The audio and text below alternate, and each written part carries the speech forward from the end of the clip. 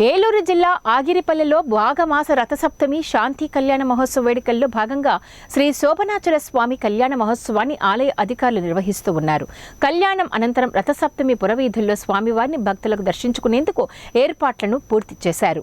నూజివీడు శాసనసభ్యులు మేకా వెంకట ప్రతాప్ అప్పారావు రథాన్ని కదిలించి 4 ప్రధాన కూడళ్లలో కళ్యాణ మహోత్సవ కార్యక్రమం వద్దకు తరలించి వారు వంశీకులు ఏ విధంగా అయితే చేసేవారో అదే ఆచారాన్ని కొనసాగించారు.